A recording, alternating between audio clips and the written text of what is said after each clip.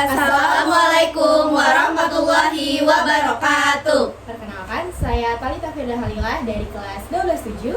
Saya Naila Fitra Ramadhani dari kelas 12-7. Saya Rima Saskia Meka dari 12-7. Saya Raisya Putri Ferdian dari kelas 12-7.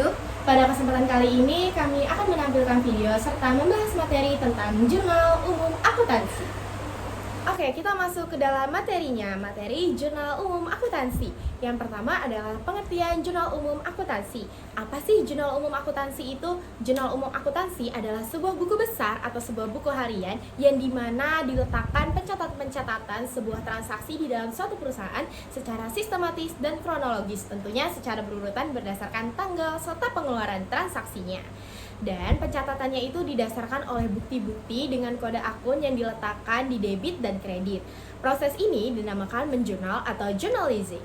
Adapun kegunaan dari jurnal untuk menjembatani pencatatan transaksi dari buku harian ke buku besar dan mengontrol keseimbangan jumlah debit dan jumlah kredit. Oke. Jadi apa sih pentingnya kegunaan Jurnal Umum Akuntansi ini di dalam perusahaan jasa?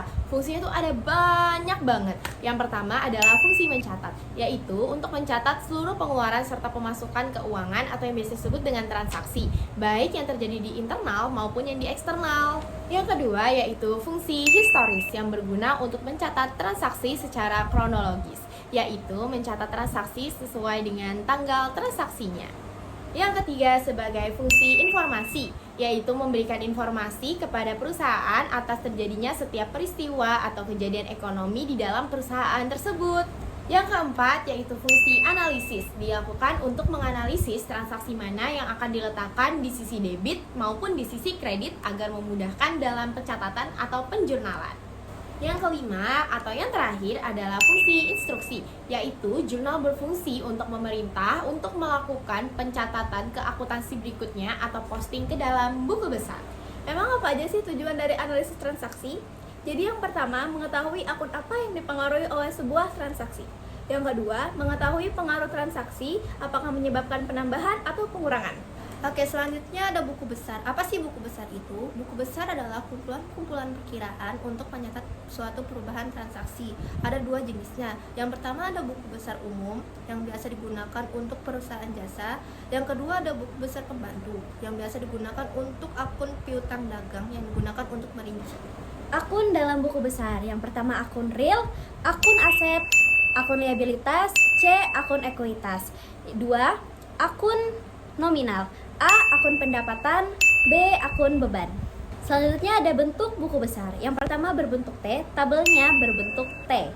Kedua, bentuk skronto. Yang ketiga berbentuk stafel 3 dan 4 kolom. Perbedaan skronto dan stafel. Skronto tidak memiliki saldo pada tabelnya, sedangkan stafel mempunyai saldo pada tabelnya. Selanjutnya adalah kita analisis untuk mengetahui di mana tempat harta tersebut berada, di sisi debit atau di sisi kredit. Yang pertama, pada tanggal 1 Januari 2023 adalah kas bertambah sebesar 6.345.000 adalah debit, piutang bertambah 1.350.000 adalah debit, perlengkapan kantor bertambah 1.125.000 adalah debit, peralatan kantor bertambah sebesar 6.480.000 adalah debit. Berarti total 4 harta tadi dikelompokkan dalam sisi debit. Selanjutnya adalah kita tambahkan semuanya, yaitu kas, piutang, perlengkapan kantor, dan juga peralatan kantor menjadi hasilnya 15.300.000 merupakan modal awal dari perusahaan jasa Sashi yang akan diletakkan di sisi kredit, yaitu modal awal atau bertambahnya modal. Selanjutnya adalah memindahkan dari analisis ke dalam tabel. Tabel yang digunakan adalah tabel skronto yang tidak menggunakan kolom modal. Yang pertama-tama adalah yang dilakukan tulis nama dan nomor akun dari jurnal. Biasanya diikuti dengan judul.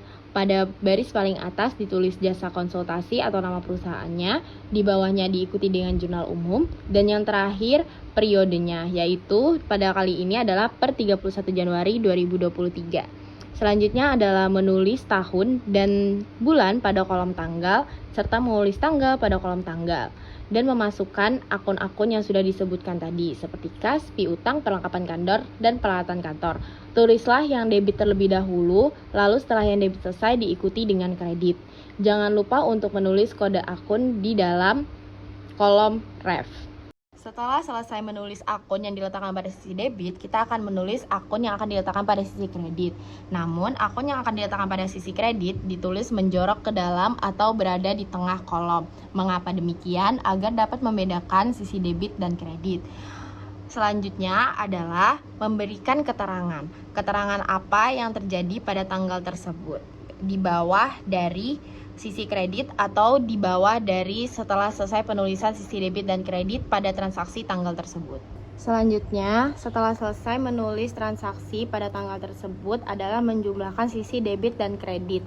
Ditambahkannya semua sisi pada debit dan ditambahkannya sisi pada kredit. Keduanya harus berjumlah balance atau seimbang, sama kanan dan kiri atau sama antara debit dan kredit. Berikut tadi adalah penjelasan serta bagaimana cara kita mencatat di dalam jurnal umum yang digunakan oleh perusahaan jasa. Semoga informasi serta materi yang diberikan dapat bermanfaat di kemudian hari. Kurang lebihnya kami mohon maaf. Wassalamualaikum warahmatullahi wabarakatuh.